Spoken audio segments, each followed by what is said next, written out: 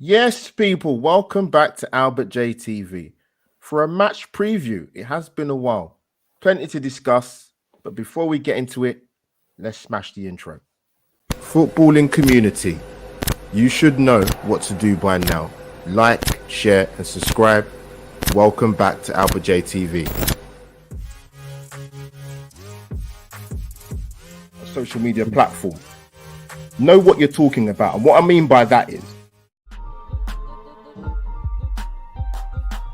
goals, ESR and Saka have done well. They've done okay. They've done well.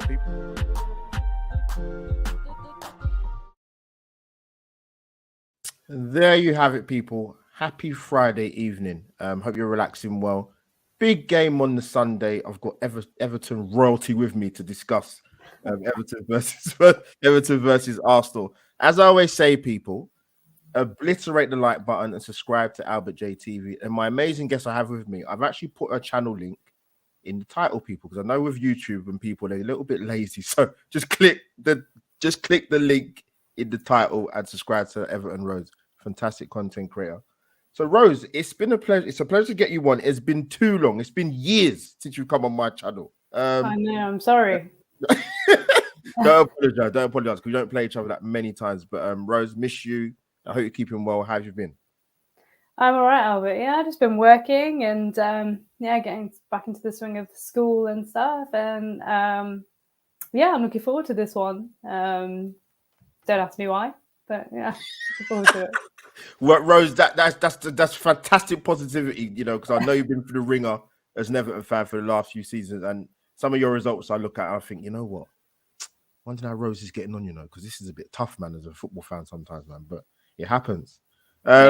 Big up to the people in the chat if you are there already or when you do arrive. This was live on Facebook, on YouTube, and it's bouncing along the Twitter feed as well. Oh, sorry, shall I repeat that? X people, X. But let me go to the chat quickly before I'll kick it off with Rose. Big up Doug, man. You're the only Liverpool fan that I like. Actually, there's a couple of you, to be fair. You and Mick. You know you two, man. I love you two guys, man. Here we go. Doug's in there.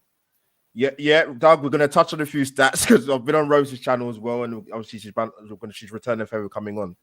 Rose, said to you before we went live, I was at work, got my BBC notifications on. Pang, it comes through. Everton have what new investors, I say. Yeah, I mean, go on.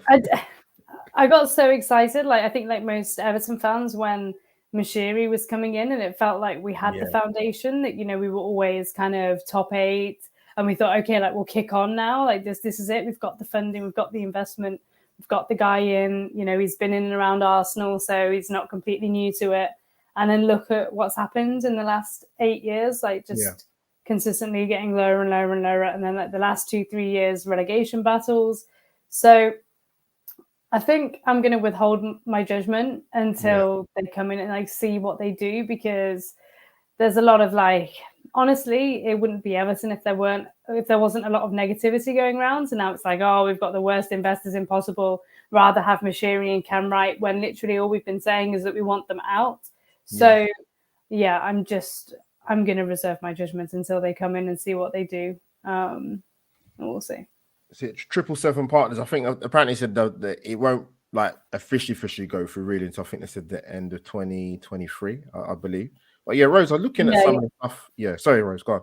It'll take a few months, I think, as well. So for me, it's just like the results on the pitch have to get better first, and then I'll be okay. Right, we're okay in the Premier League. We're looking like we're going to stay up. Now the sale can happen, but it's going to take a lot. Yeah, Rose, I feel for you. Like, obviously, I do keep an eye on your results because I know you. There's so much going on and off the pitch, man. I looked at some things with Everton. Obviously, the last sort of couple of years, it's been a relegation dogfight. 1 point out of 12. Financial loss, I think 5th successive year in a row, like 430 million. You've got a new stadium to go into. I don't know what the cost is that's gone into. I think it's about 760 million, I believe, if that's accurate. So you've got a little bit going on, Rose, in terms of the playing stuff. And I said this to you before, actually, when we were supposed to play each other, and obviously Queen Elizabeth passed away. But remember I went to the last game of the season 2 seasons ago. And I mean, he was already safe, to be fair. But I've got to be honest, right? I couldn't believe what I was watching with Everton. I just thought, wow, I can see why you're in the trouble you're in. And I actually feared for you for the following season, if I'm being honest. Yeah. But I didn't think it'd even be as bad as it was. So we're coming to you in terms of like Everton have you've had a lot of instability in terms of the amount of managers you've had. You've had so many different types of managers in terms of personality, tactics wise, whatever. But you got Sean Dyche, and I think his first game was against us, wasn't it? It was, yeah. 4th of February this year. About the manager, what was your thoughts about the appointment in the first place? Because he was linked with the job, I think, before. But I don't think Everton maybe possibly wanted to go there. You can probably tell me better than I would know. But yeah, what's your thoughts about the manager, and also what do you feel his pros and cons have you seen with him so far? I think the biggest one with Dyche is that when he initially came in, he just sorted out the defense. And we saw it against you guys, like you say, in February this year. But he did it went back to basics.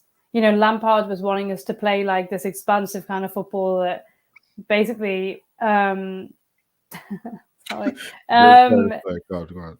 He basically wanted to play this expansive type of football that we didn't have the personnel to do, didn't have the players to do, the quality to do. So Dyche, when he came in, he just organised us, made us hard to beat. To be honest with you, we haven't seen a lot of that this year. Like you say, 1 point out of 12, a real humiliation against Aston Villa. The games against Fulham and Wolves, I mean, it was close. We had chances and the players didn't put it away. So it's still a lack of quality. In terms of Dyche's cons, I would say he has his favourites, and a lot of them are his Burnley favourites. So Michael Keane, who has made error after error after error and has no kind of slack with the fans, and then he makes another mistake, and then everyone's on his case again. And luckily he's taken him out the last couple of games because he's just had to, because things were starting to turn on him when he kept playing Michael Keane. So another thing about him, I guess, is that his subs are very reactive and very late. And but to be honest with you, I'm with Dyche because I don't know who we'd get. I know people say, "Oh, go and get Graham Potter," but I'm like, but look at where we are. Like, is that what they said? Yeah. So I do have a few people that really don't like Dyche that watch my channel. And I like the ambition to want Graham Potter, but we don't have the other systems in place. So we don't have the scouting network he would need. We don't have players pushing through the academy that he would want to bring in. So you can bring Potter in, but if you haven't got the other things in place, then you may as well honestly stick with Dyche, because he's a man who does know how to, did know how to keep Burnley up mostly. And hopefully he can do the same with Everton, because we just have to get to the stadium in one piece. And I think he could do that. No, good stuff. It's interesting you mentioned about the Potter links, obviously, because, you get the gossip and the conversations within your own fan base about what should be done. But, I mean, Potter was linked with the Leon job. If he's going to turn that down, I don't really think it's going to come. He's going to come to Everton. Yeah. But, Rose, I mean, I thought, like I said, 2 seasons ago, I thought, you know what, they've escaped, they've stayed up. Surely things are not going to be as bad as they were. But obviously Lampard got the push. I don't know in terms of the football you're playing. I wouldn't say under Dyche it would be probably the most enjoyable to watch. Maybe you might tell me I'm talking rubbish, but in terms of your first 4 games this season, what are you missing? Or is there still some of the stuff you're seeing from the last couple of seasons? This is, yes, largely the same. I think someone who's been good is someone like Dan Juma, just bringing some kind of ability to take on players. And I know that sounds really silly to say. Like, of course, an attacking player should be able to take on players, but he can, and he does, and he tries to make things happen. I think I've been so bored of watching Everton when the attacking players will constantly pass it sideways and backwards. And I know the modern day of football, you have to play from the back, pass it out, but there's no speed to it, so it's very predictable. Like I do watch-alongs, and constantly if it's 0-0, I'm like, oh look, another predictable pass. Oh look, we passed it to Michael Keane again. Oh, it's Tarkowski's. Oh no, it's gone back to Pickford. And it's like we take half an hour to create a chance. And somebody that's improved that is Dan Juma. I'd like to think that Harrison could do the same, but I can't tell you what our style of play is. I don't know, and I watch Everton's like most of their games. I don't know, because if we're playing a Manchester City, we will obviously sit back, not want any of the ball, and then try and hit them on the counter.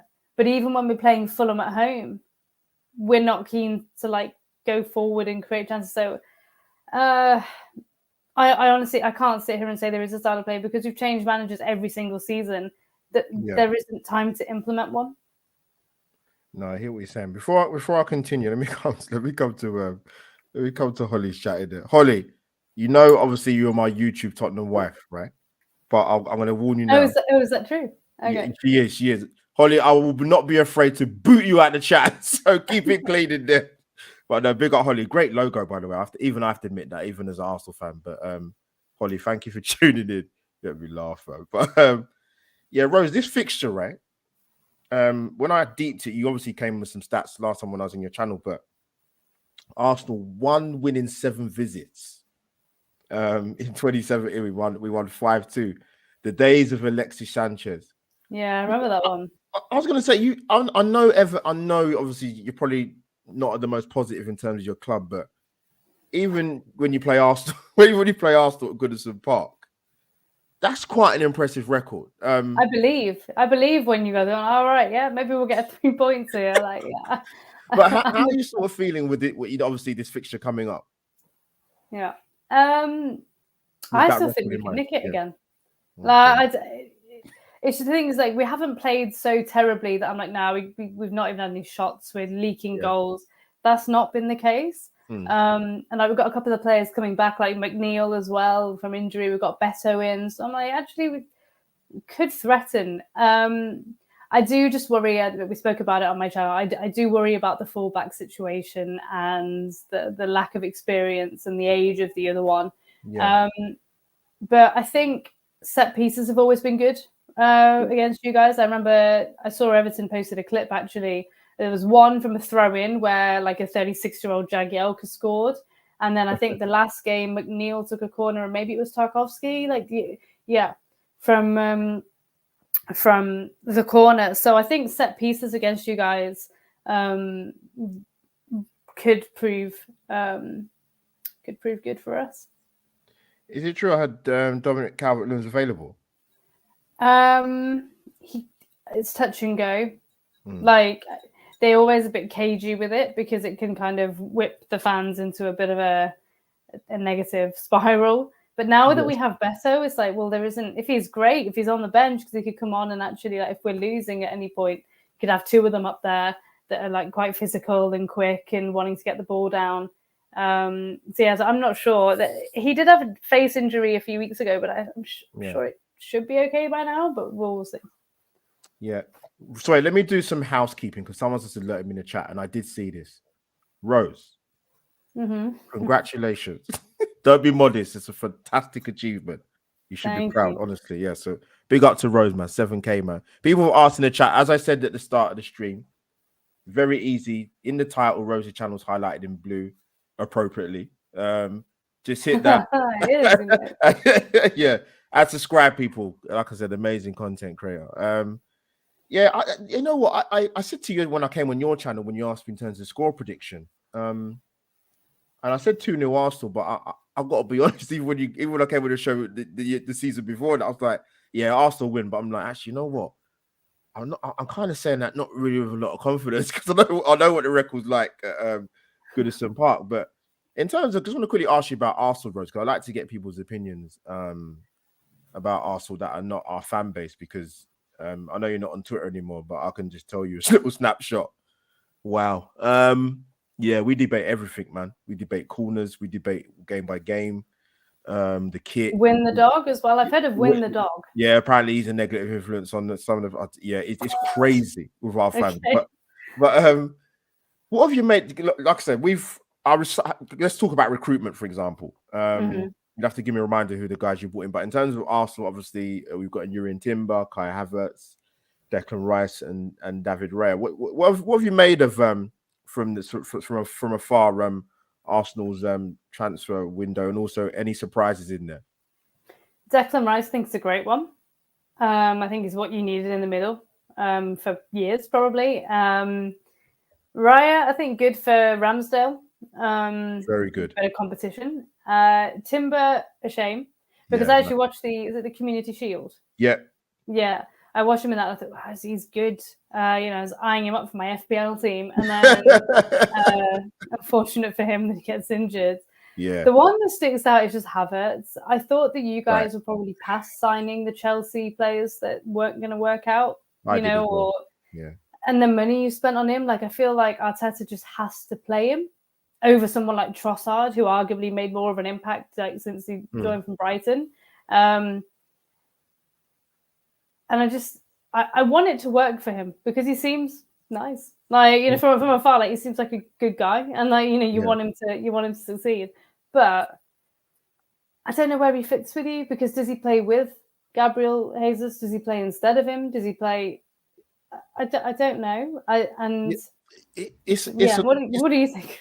It's an odd one, Rose, because I had the amazing Northeast dulcet tone Tom White from Sky Sports News, and I think he summed it up perfectly. He said, "Look, you wouldn't play him in a number 10 role because he's not better than Odegaard. You play him there more so. He's not prolific enough to go up front as a goal scorer. You can play him out wide, but he's not necessarily quick enough.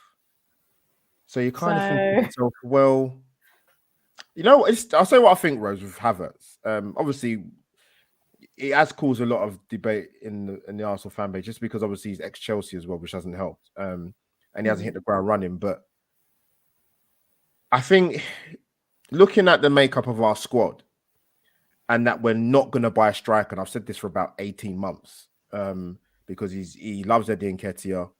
We obviously bought Jesus from Man City, who's got a great record against Everton, by the way. I think it's 8 and 9 he scored. I think there's probably a case that you kind of convert him into a striker. Because I don't really see how you play him in the middle of the park. I don't think Odegaard should lose a spot either. No, that wouldn't happen. It won't happen. But so I just look at it.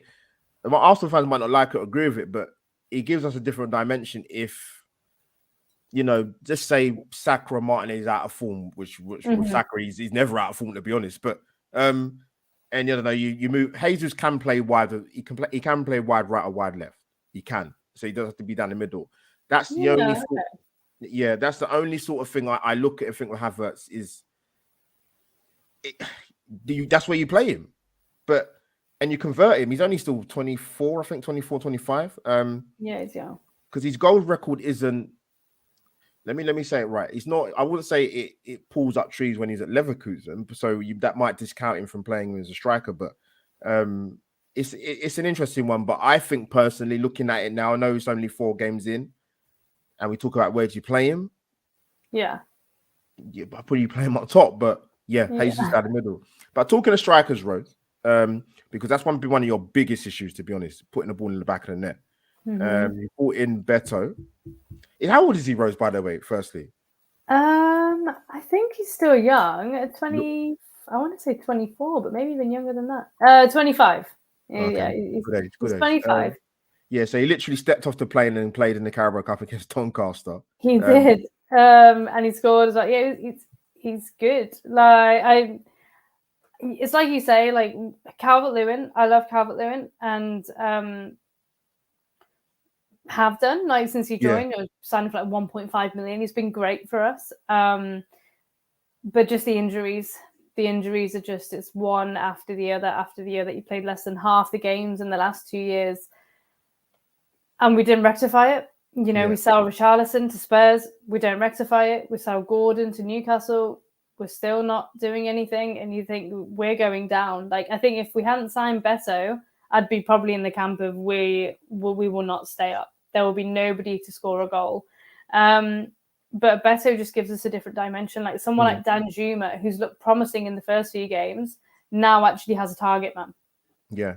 and it's not Neil Maupay, who, you know, like the guy, but just was not the right signing for Everton, because Everton have this history of big, strong centre forwards, Lukaku, Ferguson, like goes back to Kevin Campbell. Like, I didn't think it was a great signing personally at the time. Yeah, isn't scoring. Sorry, isn't scoring enough. Who's that? Maupay. Oh, right, Maupay. Yeah, no, but also like Maupay, actually with Beto against Doncaster looked good, and like he provided the assist for the other goal, because it's like Maupay maybe needs that target man to actually give him some space, because he's not going to bully any defenders with his height, and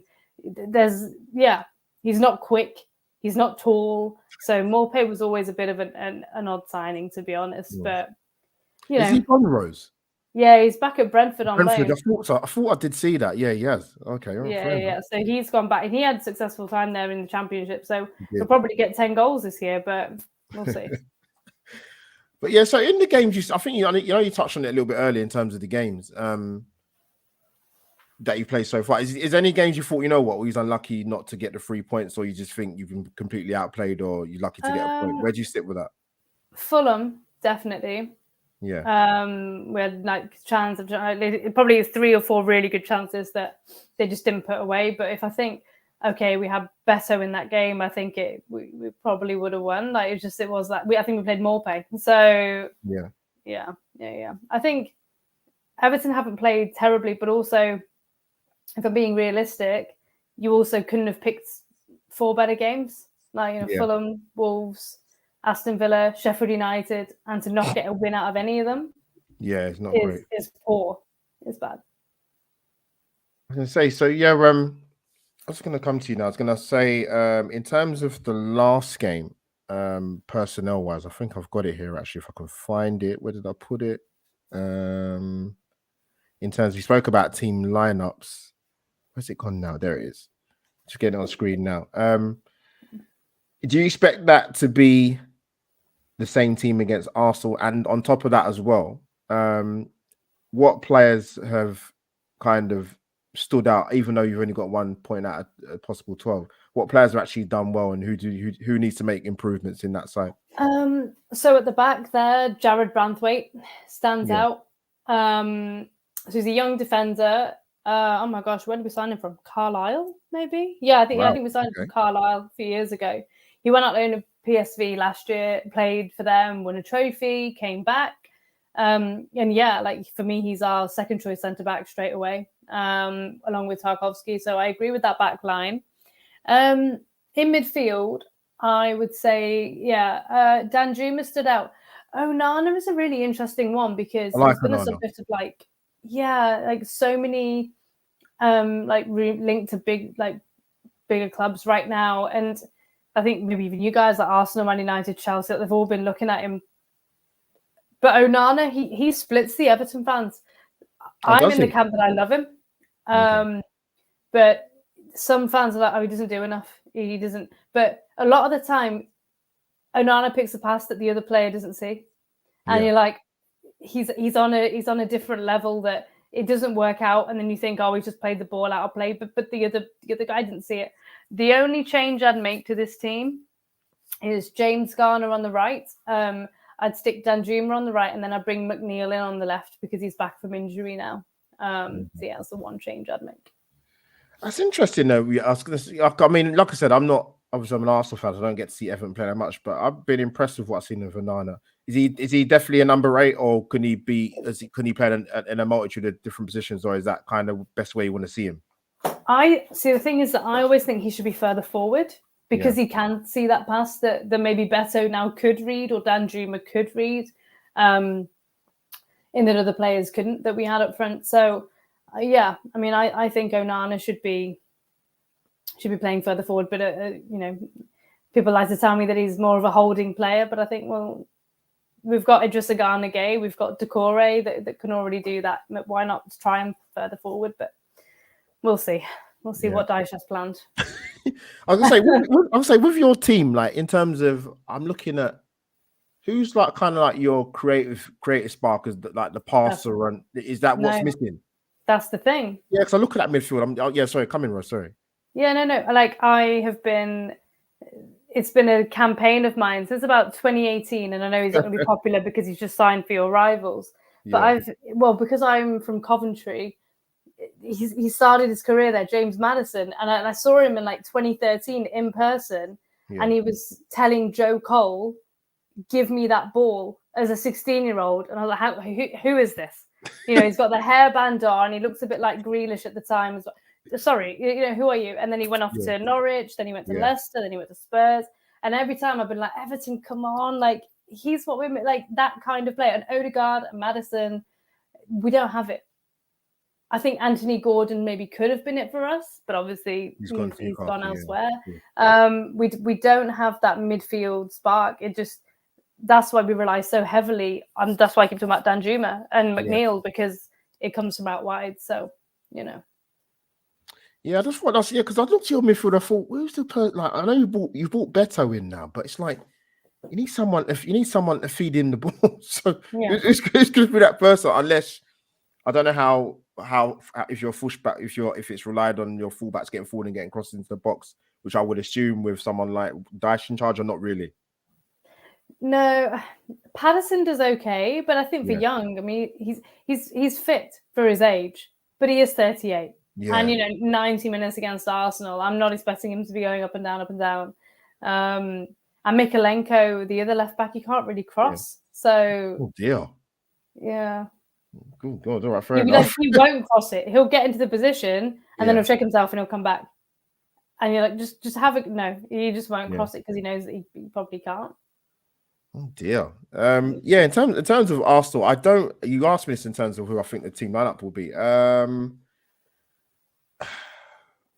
It's funny because you talk about a split with fan bases. We have that with Eddie Nketiah every game. Yeah. Every single game. He's not good enough. Look, he did well when he came in for Jesus last season when he's missing in the World Cup, missing after the injury in the World Cup. But is it the number 14 though? The fact that he's that, isn't it? Oh, that trick! All these things trigger football fans. But I don't get too caught up in that. But there's times when he is a good finisher, Eddie Nketiah. I'll give him that. But I just think he's gonna be, to me, he's always gonna be a number 2 because I think you'll play Jesus. But even for this game coming up against Everton, I mean, me personally, I'd like to see Jesus come back in. Not just because of the record he's got against Everton, but I just think he's had a couple games back in now where he's been brought in gradually. He's had a slight knee injury, which I was hoping. I hope it's not the same knee, but he scored in the last game. Beautiful goal against Man United. I think Dallow's still sliding on the turf. Yeah, I saw that one. Yeah. But I think Havertz will start because I think it gives us that physicality. We can talk about the Tottenham game in a few weeks' time when if she's still in the chat, my YouTube wife will have that discussion. But I don't think there'll be much change of Arsenal, to be honest with you. Apparently, I think 16 of our players went away on international duty, and believe it or not, Rose, even with the biggest shock from me as an Arsenal fan, absolutely unscathed, all of them. Fine. Right. No injury. So I was very shocked. I didn't realize you had that many away, to be honest. But Rose. So score prediction. Let's we finish up with that. But I said to you on your channel, and I'm going to stick by it, even though I've had a couple of days to think about it. Even though Arsenal's record at Goodison Park is wretched. Rename the Campbell Classico because he played for both our great clubs. But I'm going to go Arsenal 2-0. I don't say that confidently. So Rose, I'm going to put it over to you. What you saying about the Toffees? I'm going to go with 1-0 again. Same result as the last time you played us at Goodison, because you absolutely hammer us every time we come to the Emirates. So I'm going to go with 1-0 because I think we'll score from a set piece, and I'm going to go with Beto. Oh, I see. So Saliba and Gabriel. Well, that should be our back four. Yeah, Thomas Partey's up. Yeah, for 6 weeks. But you reckon Beto's going to score? Yeah, I think so. He's our best hope. So I'm going to go for Saka and Martinelli. One apiece. I'm worried. Like, don't get me wrong. I feel like I've been maybe I haven't been positive, but I'm worried about the fullback situation. Whether it's probably will be Saka or Martinelli, won't it? And Yeah. against Patterson and Young. It's not. I'm not looking forward to that. Oh dear. But no, right, people in the chat, can you do me a favor and smash the like button and subscribe to Albert JT and also subscribe to Everton Rose. Rose, it's been an absolute pleasure to dissect football with you as normal. I won't wish you luck for Sunday, but I'm sure we'll convene and have a chat about the game. But tell the people where they can find you, Rose. Yeah, you can find me on YouTube. If you just search Everton Rose, I'll come up. And then I'm on Instagram as well with the handle on the screen. It's Everton 2_Rose. So there you go, footballing community. And of course, your host, Albert JTV. I will be doing a watch along for the game. Need to get them minutes up, to be honest, on the channel. So I'm not the biggest fan of watch alongs, but I don't mind doing them longer than at Arsenal, but I will start doing them a bit more for the games that I can't get to. But this will go on the audio, people, on Spotify and on the Apple download, so you can hear mine and Rose's dulcet tones doing a match preview. But yeah, that is Albert JT. Yeah, go on. Sorry, Rose. No, I just want to say thanks for having me on. Rose, of course, it's an absolute pleasure to get you on. It's been too long since I've seen you. I forgot what you look like, so it's good to see you on your channel when you invited me kindly. And obviously, come on my channel, return the favor. So much love to you, man. So people, that is Albert JT over at his match preview. Everton versus I was going to say the Toffees versus the Reds. I'll say that. But we're over and out for another match preview, people. Have a good Friday.